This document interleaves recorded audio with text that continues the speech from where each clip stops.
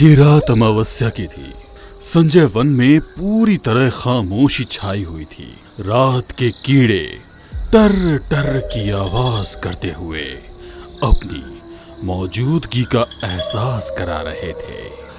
ऐसे में एक जोड़ा, काजल और नमन, एक दूसरे का हाथ थामे हुए जंगल के बीच इलाके में चहलकदमी कर रहे थे। ये प्यार भी बड़ी अजीब चीज है ना। इस टाइम कोई भी इंसान इस जंगल में आने की हिम्मत नहीं करता, लेकिन तुम्हारा साथ है तो ये वीराना भी मुझे रोमांटिक लग रहा है। सच कहा तुमने। अकेले तो मैं भी यहाँ बिल्कुल नहीं आता, लेकिन तुम साथ हो तो सब कुछ अच्छा है।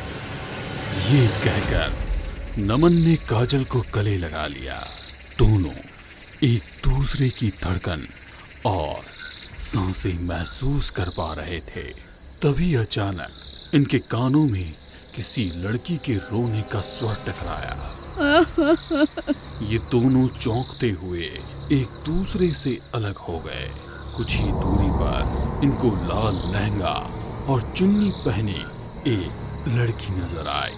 उसके हाथ में एक लालटेन था और वो धीरे धीरे रोते हुए उन्हीं की तरफ आ रही थी। कौन है आप? क्या परेशानी है आपको? उसने उनकी बात का कोई जवाब नहीं दिया और तेज आवाज में रोने लगी।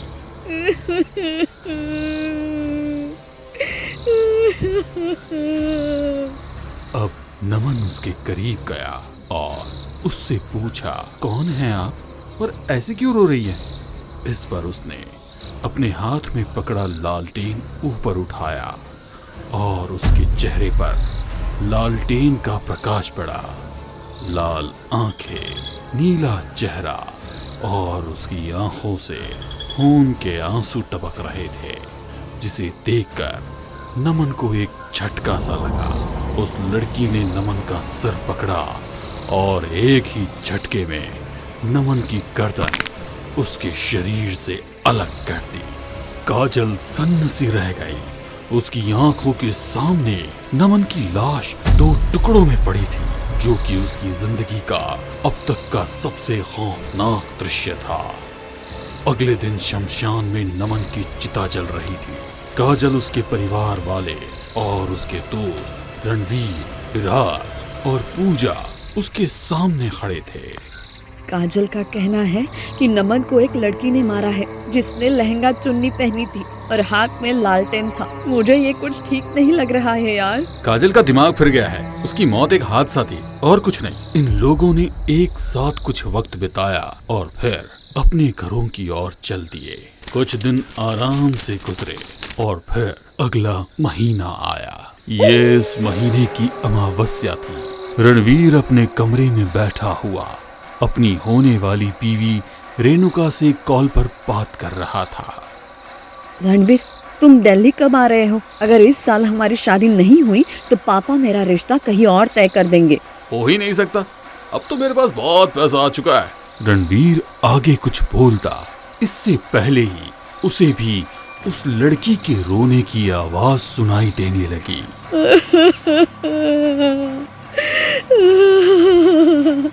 उसका माथा ठनका और उसकी नजर खिड़की के कांच पर पड़ी।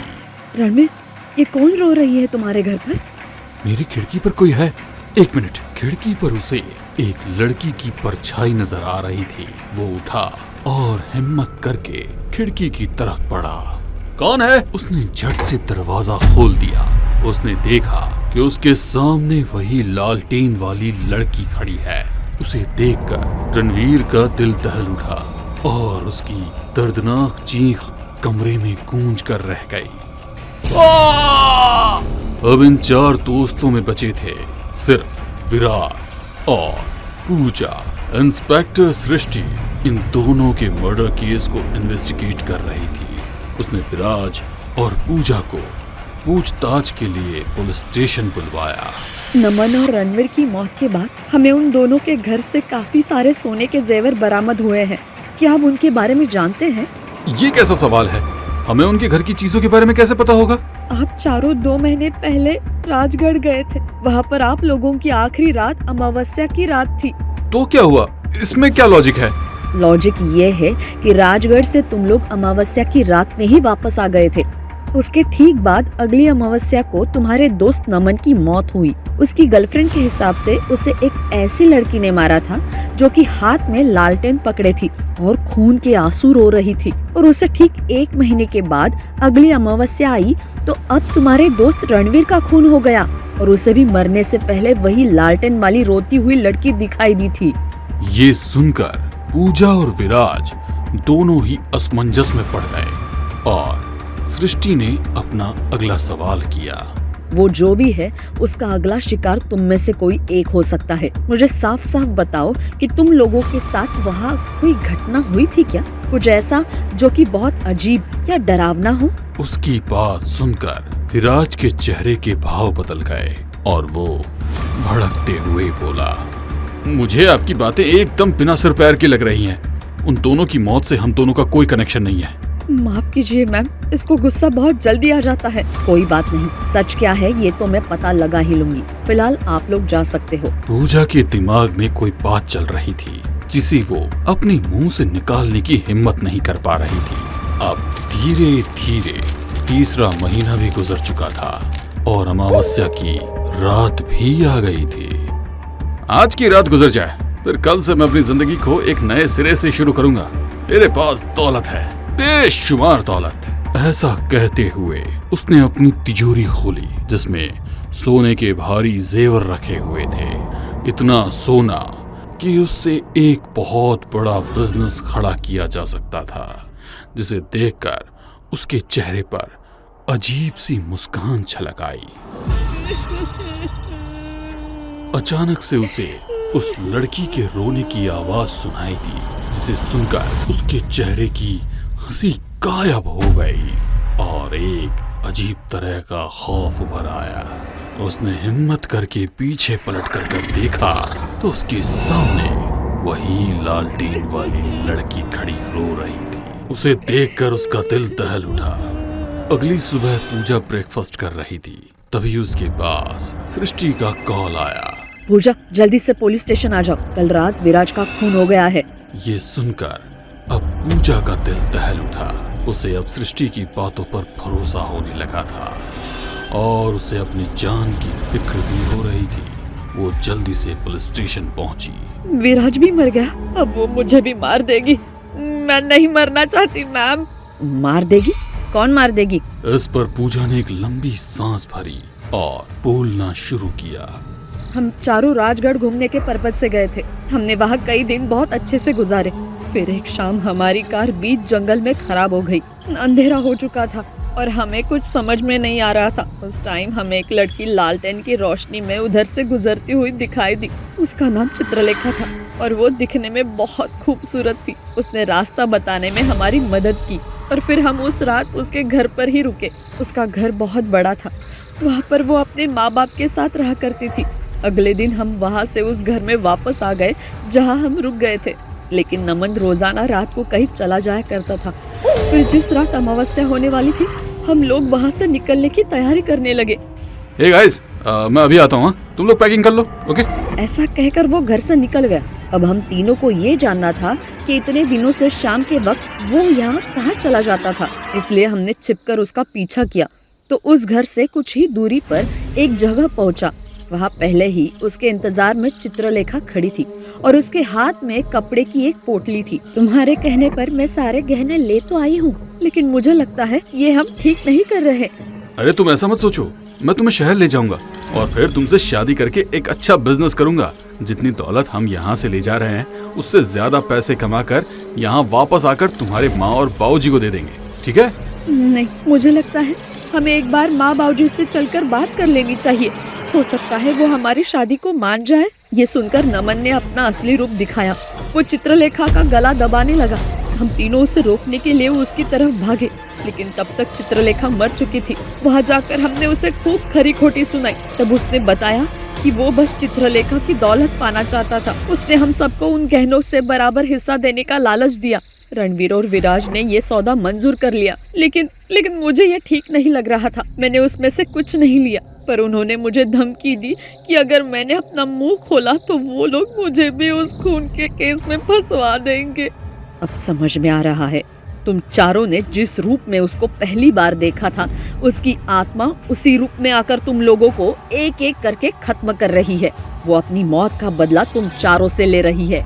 इसका मतलब कि अगली अमावस्या को वो मुझे भी खत्म कर देगी? नहीं, अगली अमावस्या तक मैं तुम्हारी जान बचाने का तरीका ढूंढ ही लूंगी।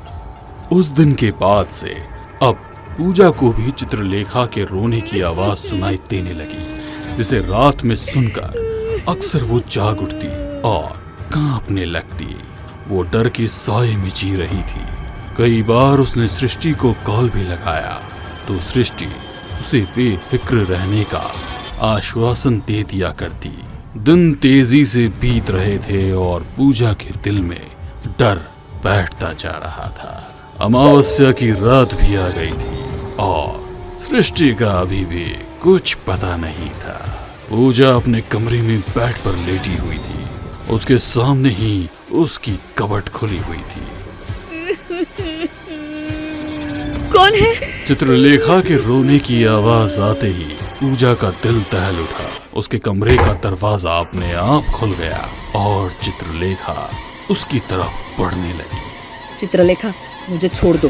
तुम्हारी मौत का मुझे अफसोस है, लेकिन अपने दोस्तों की धमकियों की वजह से मैं चुप थी। नहीं, तुम चुप थी इस वजह से कि नमन ने तुमको भी उन गहनों में से हिस्सा दिया था। नहीं, वो मुझे देना चाहता था, लेकिन मैंने नहीं लिया। ये देखो, मेरी कबर्ड एकदम खाली है। ये सुनकर चित्रलेखा ने उसकी कबर्ड पर नजर डाली, जो कि एकदम खाली थी। लेकिन अभी भी उसका गुस्सा शांत नहीं हुआ था। तभी पीछे से एक आवाज आई, चित्रलेखा, रुक जाओ। ऐसा कहते हुए सृष्टि सामने आ खड़ी हुई और बोली, पूजा को मारना ठीक नहीं होगा। वो निर्दोष है। तुम्हें जानकर अच्छा लगेगा कि मैं तुम्हारे गांव गई थी। तुम्हारी माँ बाबूजी से मिलकर आ रही हूँ। माँ बाबूजी? ये कहते हुए चित्रलेखा के चेहरे का गुस्सा खत्म हो गया और उसकी आंखों से आंसू निकल पड़े। कैसे है वो दोनों?